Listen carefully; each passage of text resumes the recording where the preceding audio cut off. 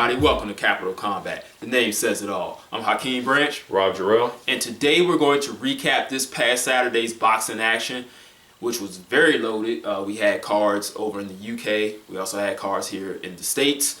On our preview video, we talked about Lee Selby versus Eric Hunter and Anthony Joshua versus Charles Martin. For recap purposes, we're only going to talk about Joshua Martin, just to keep this thing flowing. And then on the state side, we covered most of the Pacquiao-Bradley card, which had Gradovich and what's my man's name? Valdez. We had Ramirez and Abraham, and we had Pacquiao and Bradley. So we're going to talk about Ramirez and Abraham because it was a title fight, and then Pacquiao-Bradley because top guys in the sport, of course. So let's get right into it, and we're going to start off with the fight across the pond with Anthony Joshua taking the IBF version of the heavyweight title from Charles Martin. Something we expected. How he did it was pretty remarkable. Go ahead, Rob. All right, so back when he actually got the title, the first thing I said was, everyone's coming for Charles Martin. Yep. Yeah, we all knew that. And what happened? Joshua was first on that line. And actually, it was Martin's people that called Joshua. Was like, look, we'll take him on. Went to the UK, and he got knocked out in 2 rounds. Yes, he did. Now, let's talk about what actually transpired in the ring to get him knocked out.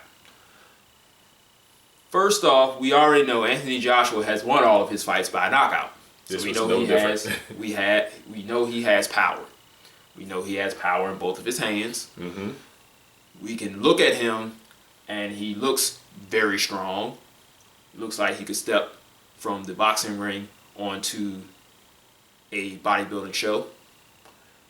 And also, he is very astute when it comes to learning and working on his boxing ability. That's right. Each fight, he has a new wrinkle.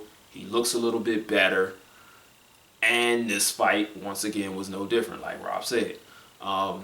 We saw a little bit of growth from the White fight to now, which was only a few months ago. But with Martin, we didn't see a lot of him, and we didn't see enough to know what he brought to the table. And no one really gave him much of a chance to win in the first place. But he still went in there and he tried. Unfortunately, he could not get around the reach of Joshua.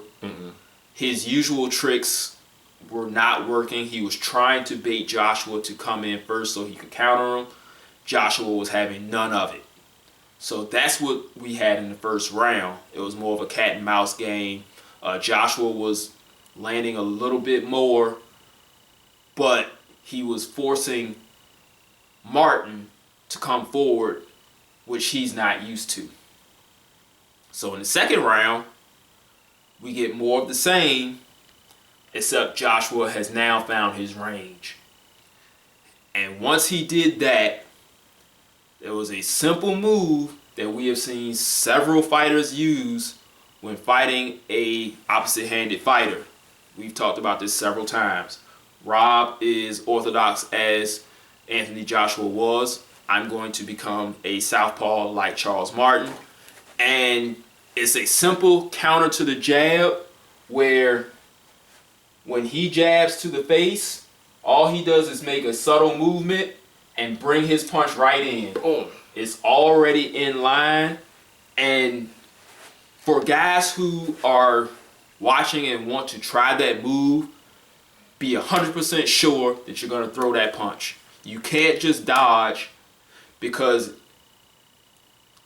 going in that direction, you're going directly into the southpaw or the orthodox fighter's power hand. So you have to throw yours immediately, because that window is there, but it's also there for them. And that's what Joshua did. As soon as he moved his head, and he didn't even move his head a lot.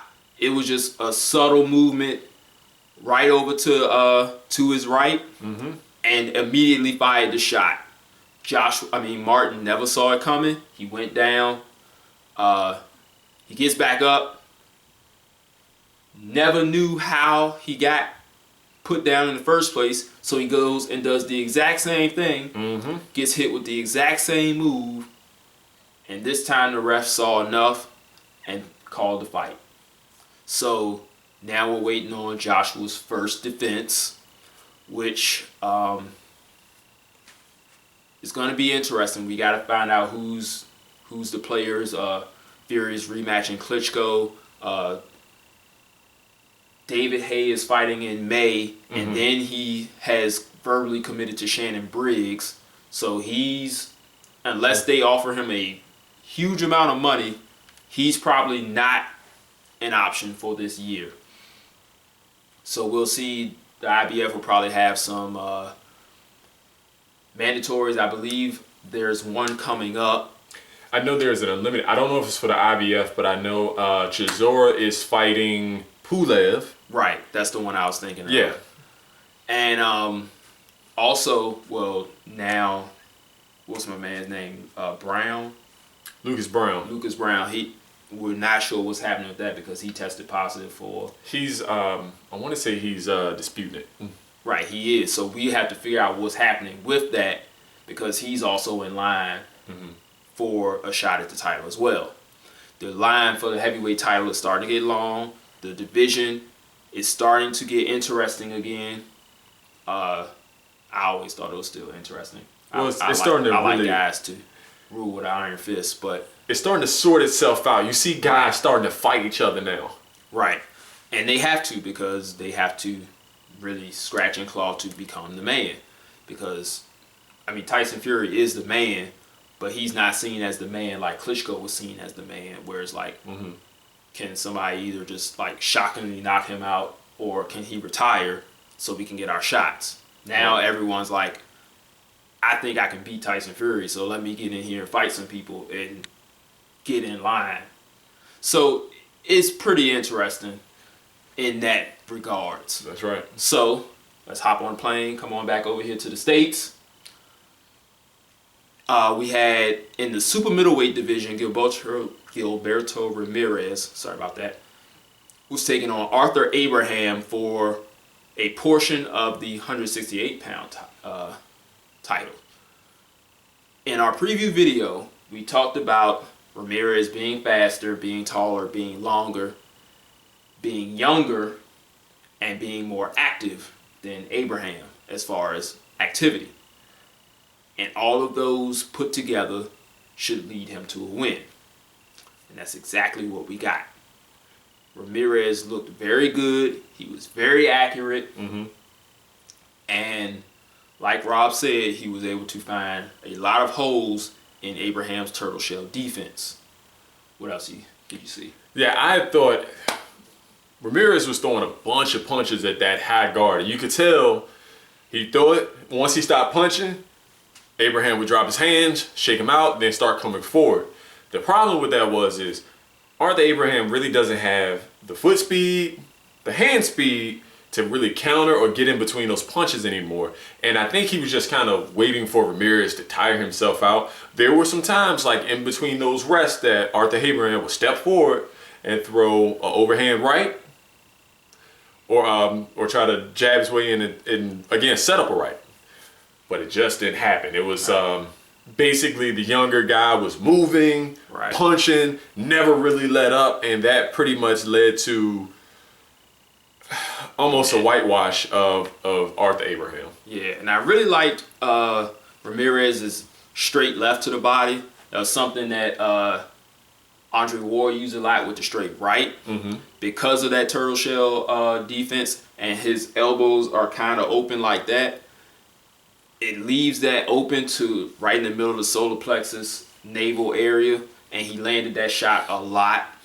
Also, he got a lot of hooks around Abraham's elbows as well, and he did get quite a few straight through the guard as well. That's right. Abraham. And the ones that did land on the arms, like Rob said, he had to shake them out, because even getting hit on the arms, it still hurts. It still wears you down, because now your muscles are getting hit, and then you have to use them to throw punches. So try not to get hit at all.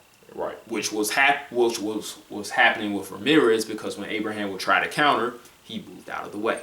Yeah, and not only that, but that reach, you can see Arthur Abraham was lunging quite a bit. Right. Every time he tried to open up, he would land every now and again, but Ramirez was usually out of there, or just had created such a distance between Abraham and himself that he just could not make that up. Right. So now we have a new player in the 168-pound division. We'll have to see what happens, because Badu Jack is fighting on the 30th. Mm-hmm. He's fighting Lucian Bute. Yep.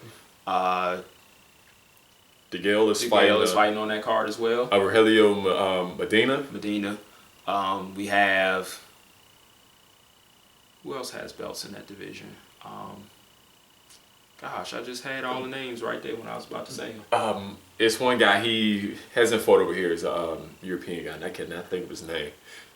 I'll have to put all the names down at the bottom. Yeah. But the title pictures are starting to shape up over there, and there'll be some unification soon. And so that division is also hot as well. There's a lot of people vying to get their hands on those titles and be considered the man, and they all have to fight their way to the top. That's what we want. So let's move on to the main event, in which we had Manny Pacquiao and Tim Bradley in their trilogy fight, settling the score finally, officially. I know we have to throw that out there, and I'm going to throw this out there. Damn all feelings. The record book says that Timothy Bradley won the first fight. Deal with it. We have to stop saying, oh, well, officially he won. Yes, officially he won. So it means damn your feelings, damn my feelings, damn his feelings. Timothy Bradley won the fight. Let's move on from that. Yeah, I mean, we could always say that Bradley lost the first or the second fight to Marquez, but on the record books. Yeah, you mean Manny Pacquiao? Manny Pacquiao, I'm sorry. Yeah. Not Bradley, but Manny Pacquiao. All those fights were very close. They were so close, you could say, hey, it was 2-2 or 3, whatever. Right. But we don't say that in the record books. It says Manny won. That's right, except for the last one. And that's what happens when you have a more popular fighter. Right. And Manny Pacquiao is immensely more popular than Tim Bradley. Let's talk about the action in the ring. This, to me, was a very entertaining fight, because both guys came in there and did spectacular from a technical standpoint. Bradley was able to do good work in there. Manny Pacquiao did great work. Tim Bradley landed a lot of shots on Manny Pacquiao. He set them up nicely. His jab was popping. He did create angles, and Manny Pacquiao did everything that I just mentioned, just slightly better. Also, he always won the battle of foot positioning. And that's saying a lot, because a lot of people try to downplay Manny Pacquiao's technical skill because he is considered a power puncher. But Manny Pacquiao is a very, very intelligent boxer. He may not have that Floyd Mayweather look to his boxing, or the Juan Manuel Marquez look, but he is a very, very good boxer. There is a reason that he is a 4-time lineal champ, a 8-division champ, a certified Hall of Famer, and it's not just because he can hit hard. The guy's reaction times are impeccable. His timing on his punches are impeccable. His footwork, his placement of all of that are top-notch. And they had to be in order to beat the Bradley that showed up on Saturday night. Because from what I saw, I think that Bradley gives every other welterweight in that division a lot of problems. That Bradley probably beats all of the top 10. So, a little bit more specific, Manny was able to time Tim's attacks and counter him effectively because he pretty much knows what game plan people are going to try to use on him. Mm-hmm. And that is the Marquez / Mayweather plan, which makes what they did even more special because no one else is going to be able to duplicate that. Mm-mm. You have to be at the top, what you have in Floyd Mayweather, or you have the guy in Marquez who just ornery enough to like really go out there, learn the timing, go through fire, go through hell to pick up that timing, and to just become the aggressor, to counter, and again to take punches, to go toe to toe with a blistering puncher. Yeah, like Marquez's nose was busted in every one of those fights, and he gave no cares at all because he was like, I'm gonna land my right hand, and landed he did several times throughout the entire 4-fight span that they had together until that very last one. So, and then with Mayweather able to counteract everything that Manny Pacquiao does well, in addition to doing what he does well. And you could see Bradley trying to do both to Manny, but it just did not work. Like we said, Marquez is able to stand in there, take Manny's fire to deliver his own. He was willing to do that. Tim Bradley was not more so willing to do that because once Pacquiao landed on him, he would start to move. Right. Which is instinct. We're not saying that's a bad thing. It's just that if he's willing to land that shot that Marquez landed, he's going to have to let those combinations actually be right there. Right. And this is one of those times where being sound defensively kind of bit him in the butt. Now Mayweather, on the other hand, was mastering distance. And when Tim tried that, he just didn't have the reaction time that Mayweather did. So Manny was able to close distance on him. And he was also able to counter him from range as well. So we have to give both guys a tremendous amount of credit for showing a technically brilliant fight from both guys, and just a great fighter showing that he's a great fighter. Yeah, and this is not the Manny Pacquiao that we saw in the Mayweather fight, the 2 Tim Bradley fights. This Pacquiao came out, you could tell he didn't try to steal rest in the same manner. He wasn't resting for 2 minutes and then firing off. He was consistently active each round. And even the rounds that Tim Bradley did win, you can see that he really didn't take his foot off the gas that much.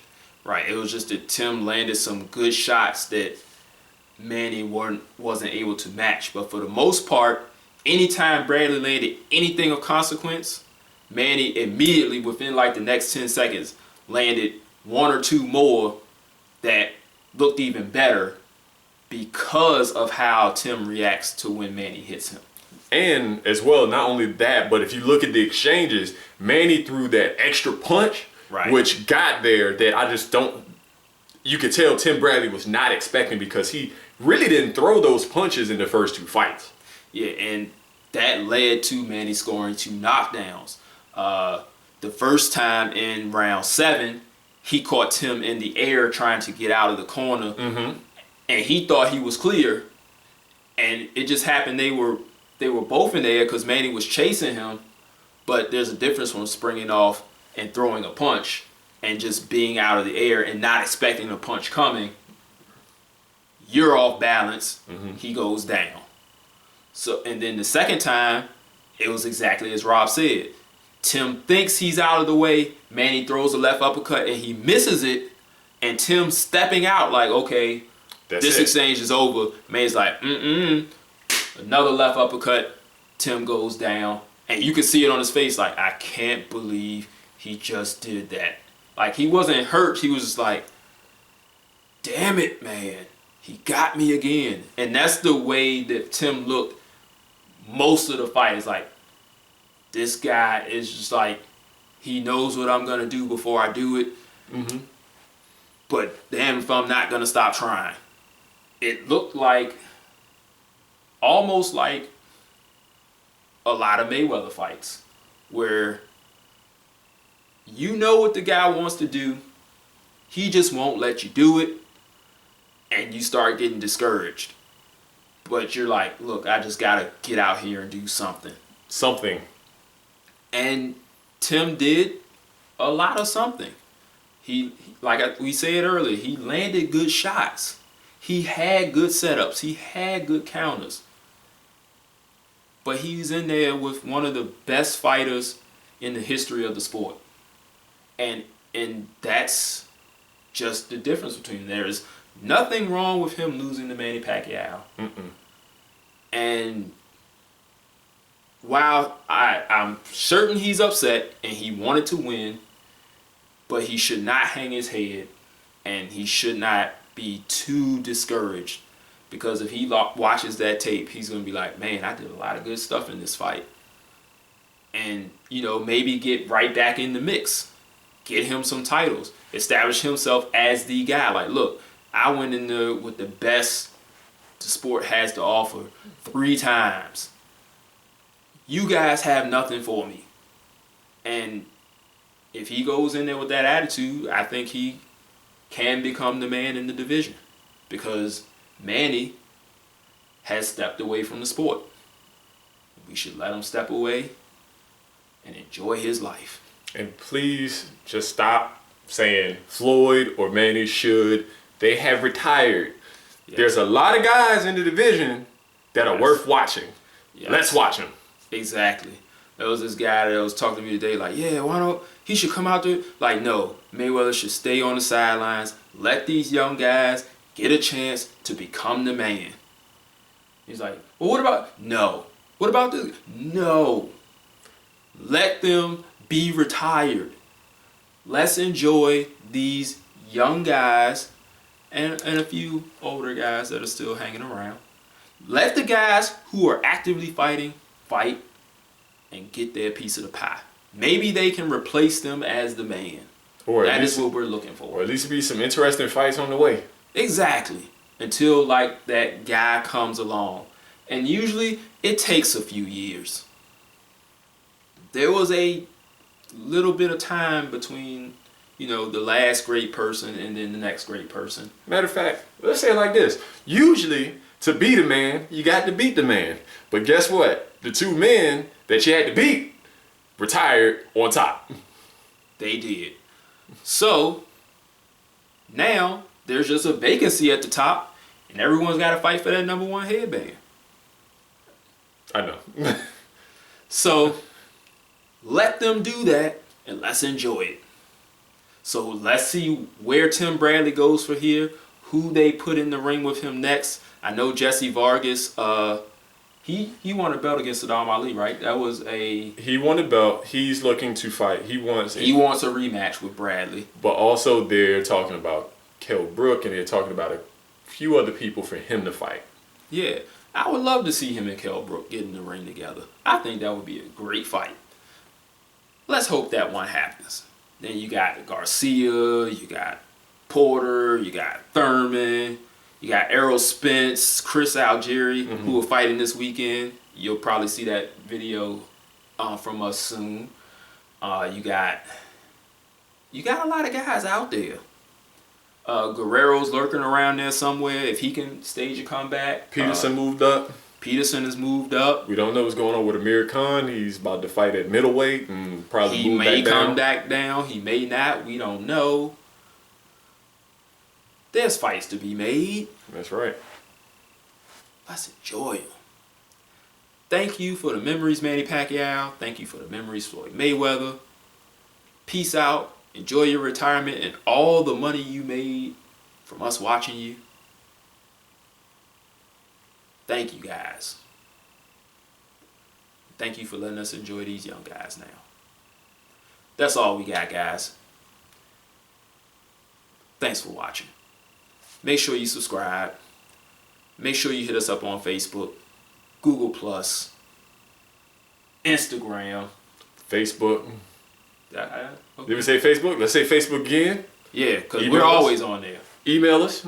Yes. Everything. CapitalofCombat. email@gmail.com. And we'll see you guys in the next video. Peace.